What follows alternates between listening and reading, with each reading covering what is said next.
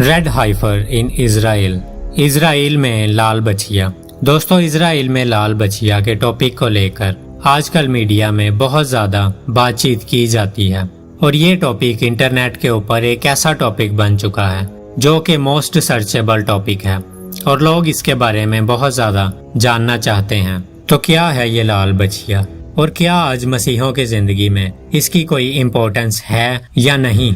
यहूदी लोग इस लाल बछिया को एंड टाइम की निशानी समझते हैं। क्या ये बात सच है?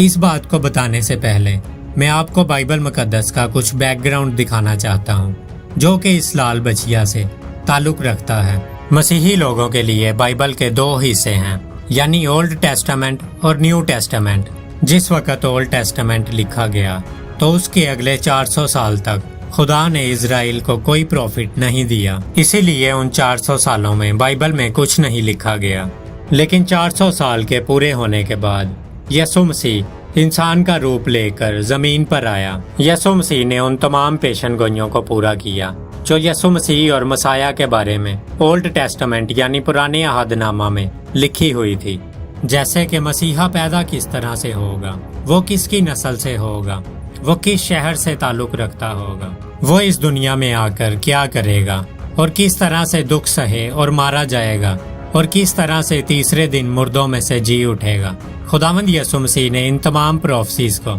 जो कि ओल्ड टेस्टामेंट में मसाया के बारे में लिखी थी उनको पूरा किया।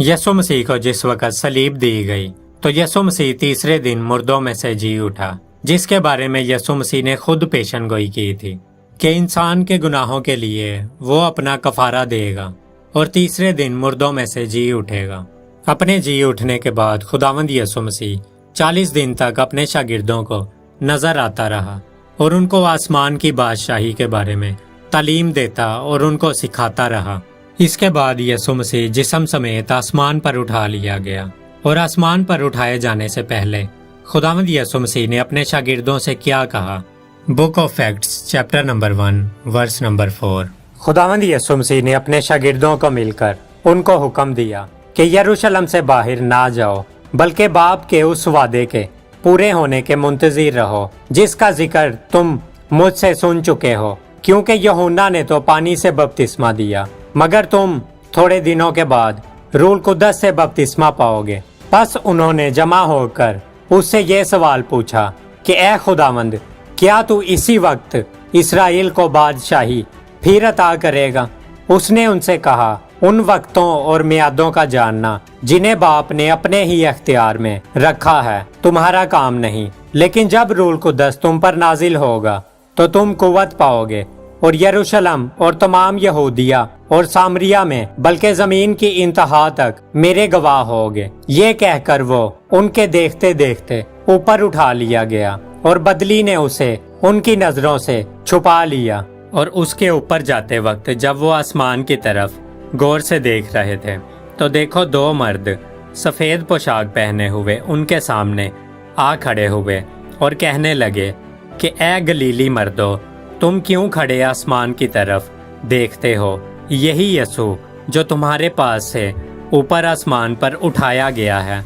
इसी तरह से फिर दोबारा वापस आएगा जिस तरह से तुमने उसे जाते हुए देखा है। दोस्तों, अब यहाँ पर आपको इस बात को समझना है कि जो बिलीवर्स हैं, जो मसीही लोग हैं, वो खुदावंद यीशु मसीह के ऊपर ईमान रखते हैं और वो ओल्ड टेस्टामेंट को भी मानते हैं। और हम लोग ये भी बात मानते हैं कि खुदावंद यीशु मसीह के बारे में ओल्ड टेस्टामेंट में यानी कि पुराने अहदनामे में जो कुछ भी लिखा है वो खुदावंद यीशु मसीह ने पूरा किया है। और खुदावंद यीशु मसीह इन प्रोफेसीज के मुताबिक जो कि पुराने अहदनामा में खुदावंद यीशु मसीह के बारे में लिखी थी कि खुदावंद यीशु मसीह इंसान का रूप लेकर ज़मीन पर आएगा और मारा जाएगा और दुख सहेगा और हम सब के गुनाहों के लिए उसको कोड़े मारे जाएंगे ताकि हम लोग उससे शिफा पाएं। और जो कुछ भी ओल्ड टेस्टामेंट में खुदावंद यीशु मसीह के बारे में लिखा था, हमारा ऐसा मानना है, मसीहों का ऐसा मानना है कि खुदावंद यीशु मसीह ने उस सब को पूरा किया। लेकिन इसके ऑपोजिट यहूदी लोग सिर्फ ओल्ड टेस्टामेंट को मानते हैं जिसे कि वो तनक भी कहते हैं। और जो मसीही लोग हैं वो लोग ओल्ड टेस्टामेंट को भी मानते हैं और न्यू टेस्टामेंट को भी। और यहूदी लोग इस बात को नहीं मानते کہ خداوند یسوع مسیح ہی وہ مسایہ تھا، وہ انوائنٹڈ ون تھا، وہ خدا کا بیٹا تھا جس نے اس دنیا میں آنا تھا اور ہم سب کے گناہوں کے لیے اپنی جان کو دینا تھا۔ اور جو لوگ سچے مسیحی ہیں یا جو خداوند یسوع مسیح کے پاک کلام کے بارے میں جانتے ہیں، وہ اس بات کو ضرور سمجھتے ہیں کہ یہ جو لال بچھیا ہے وہ خداوند یسوع مسیح کی طرف اشارہ کرتی ہے، اور اس لال بچھیا سے آج کے مسیحوں کا کوئی بھی لینا دینا نہیں۔ چاہے یہودی اس لال بچھیا کو قربان کر کے تھرڈ ٹیمپل بنا بھی لیں، پھر بھی اس ٹیمپل میں خدا کی حضوری نہیں ہوگی۔ اور یہودیوں نے اس تھرڈ ٹیمپل کا پورا میپ تیار کر لیا ہے، اور اس ٹیمپل کے اندر، اس ہیکل کے اندر جو جو چیزیں رکھی جانی ہیں وہ بھی چیزوں کی کاپی انہوں نے اکارڈنگ ٹو بائبل، جیسی کہ پرانے عہد نامے میں بتائی گئی تھی، بالکل ویسی ہی انہوں نے تیار کی ہے۔ اور اب یہودی لوگ اس انتظار میں ہے کہ وہ لال بچھیا ان کے پاس آئے اور یہودی لوگ اس لال بچھیا کو قربان کریں۔ دوستو، کیونکہ میں آپ کو پہلے بتا چکا ہوں کہ وہ لال بچھیا خداوند یسوع مسیح کی طرف اشارہ کرتی ہے، جس کو کہ انہی یہودیوں نے انجانے میں یروشلم سے باہر لے جا کر اس کو قربان کیا۔ اور دوستو، میرا اور آپ کا خداوند یسوع مسیح ہی وہ لال بچھیا تھا، اور یہ خداوند یسوع مسیح کے بارے میں ایک پیشن گوئی تھی جسے کہ یہودی لوگ نہیں سمجھتے، لیکن جو سچے مسیحی ہیں، جو سچے بلیور ہیں، وہ اس بات کو سمجھتے ہیں، اور وہ یہ بھی بات جانتے ہیں کہ اس لال بچھیا کا اور اس تھرڈ ٹیمپل کا ہم مسیحوں سے کوئی بھی لینا دینا بالکل بھی نہیں ہے، کیونکہ جس دن یہ تھرڈ ٹیمپل بنے گا تو مخالف مسیح کے لیے بنے گا، نہ کہ خدا کے لیے۔ اور یہودی زائنسٹ میں دو گروپ ہیں۔ پہلے گروپ کا یہ ماننا ہے کہ یہودی لوگ جس وقت ہیکل بنائیں گے تو اس کے بعد ان کا مسایہ آئے گا، اور دوسرے گروپ کا ایسا ماننا ہے کہ ان کا مسایہ خود آ کر اس ٹیمپل کو، اس ہیکل کو تیار کرے گا، یعنی کہ اس کو بنوائے گا۔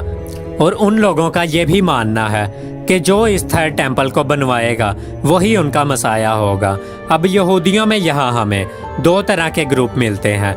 پہلی طرح کا گروپ اس بات کو مانتا ہے کہ جب یہودی اس تھرڈ ٹیمپل کو بنا لیں گے تو اس کے بعد ان کا مسایہ آئے گا، اور دوسرے گروپ کا ایسا ماننا ہے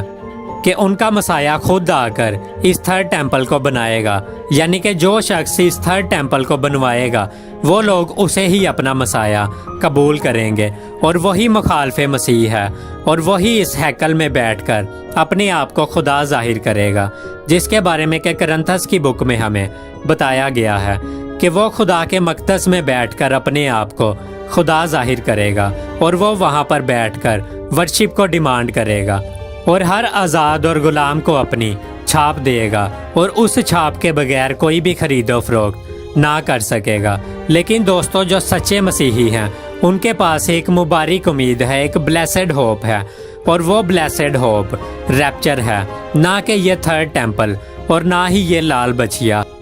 اور نہ ہی یہ تھرڈ ٹیمپل، اور نہ ہی یہ لال بچھیا اینڈ ٹائم کا کوئی نشان ہے، جیسا کہ آپ کو بہت سے مسیحی یوٹیوبر آج کی ڈیٹ میں بتاتے بھی ہیں۔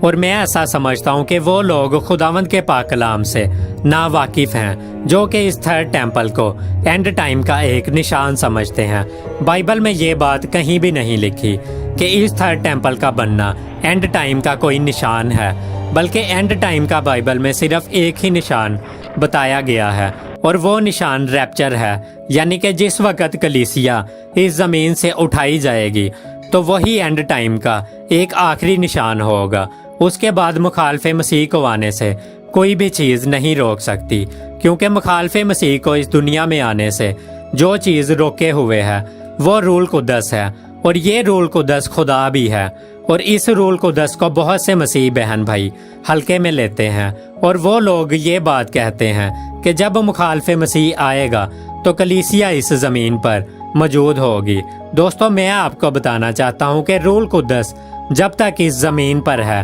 یعنی کہ مسیحوں کے اندر رہتا ہے، تب تک مخالف مسیح اس زمین پر آ ہی نہیں سکتا، کیونکہ رول قدس خود خدا ہے، اور جس دن رول قدس مسیحوں کے ساتھ اس زمین سے اٹھایا جائے گا تو اس کے بعد مخالف مسیح ظاہر ہوگا، جیسا کہ خداوند کے پاک کلام میں لکھا ہے کہ اب ایک روکنے والا ہے، اور جب تک یہ روکنے والا دور نہ کیا جائے وہ روکے رہے گا۔ اور دوستو یہ روکنے والا میکائیل فرشتہ نہیں ہے جو کہ آج کے سو کولڈ یوٹیوبر آپ کو بتاتے ہیں، بلکہ یہ روکنے والا ہولی اسپرٹ ہے، روح القدس ہے۔ اور جب تک اس کو دور نہ کیا جائے گا، خدا کی طرف سے دور نہ کیا جائے گا، تب تک یہ روکے رہے گا۔ لیکن جس دن یہ روح القدس کلیسیا کو لے کر آسمان پر چلا جائے گا، اس کے بعد مخالف مسیح ظاہر ہوگا۔ بائبل میں لکھا ہے کہ اس دن وہ بے دین ظاہر ہوگا اور اسے خداوند یسوع مسیح اپنے منہ کی پھونک سے ہلاک اور اپنی آمد کی تجلی سے نیست کرے گا۔ اور دوستو آج میں آپ کو بتانا چاہتا ہوں کہ یہ تھرڈ ٹیمپل اینڈ ٹائم کا کوئی نشان نہیں ہے، اور نہ ہی یہ لال بچیا اینڈ ٹائم کا کوئی نشان ہے، کیونکہ جو لوگ خداوند یسوع مسیح کا انتظار کرتے ہیں وہی لوگ اٹھائے جائیں گے، جس کے بارے میں کہ رومیو کے خط میں پولس رسول نے ہمیں پہلے سے بتایا، اور تیتس کے خط میں اس نے ریپچر کو ہماری مبارک امید کہا ہے۔ تو دوستو اس دن کے لیے زیادہ سے زیادہ تیاری کریں، اور اگر آپ کو کوئی مسیحی یوٹیوبر یہ بات کہتے ہوئے نظر آئے کہ یہ تھرڈ ٹیمپل اینڈ ٹائم کا کوئی سائن ہے، تو آپ اس سے یہ بات ضرور پوچھیں کہ یہ کہاں پر لکھا ہے کہ اینڈ ٹائم کا سائن تھرڈ ٹیمپل کا بنایا جانا ہے۔ اور دوستو آپ کو اس کے خلاف کھڑے ہونے کی ضرورت ہے۔ اور دوستو آج ہمیں کسی کی فین فالوئنگ کو دیکھ کے اس کی بات پہ ایمان نہیں رکھنا، اس کی بات کو نہیں ماننا، بلکہ ہم نے خداوند یسوع مسیح کے پاک کلام کو دیکھنا ہے کہ وہ ہمیں کیا بتاتا ہے، اور وہ ہمیں یہی بتاتا ہے کہ اس تھرڈ ٹیمپل کے بنائے جانے سے پہلے کلیسیا آسمان پر اٹھا لی جائے گی، اور یہ جو 7 سال کا وقت ہے یہ یعقوب کی مصیبت کا وقت ہے، یعنی کہ یہ وقت اسرائیلیوں کے لیے ہے، نہ کہ سچے مسیحوں کے لیے۔ تو دوستو زیادہ سے زیادہ اس دن کے لیے تیاری کریں، کیونکہ وقت بہت نزدیک ہے اور دن بہت برے ہیں۔ خداوند یسوع مسیح بہت جلد آئیں گے اور اپنی کلیسیا کو اپنے ساتھ آسمان پر اٹھا کر لے جائیں گے۔ اور آسمان پر کون لوگ اٹھائے جائیں گے؟ اگر آپ اس بات کو بھی جاننا چاہتے ہیں تو کمنٹ میں مجھے ضرور بتائیے گا۔ خداوند آپ سب کو بہت برکت دیں۔ سب کو پریز دی لارڈ۔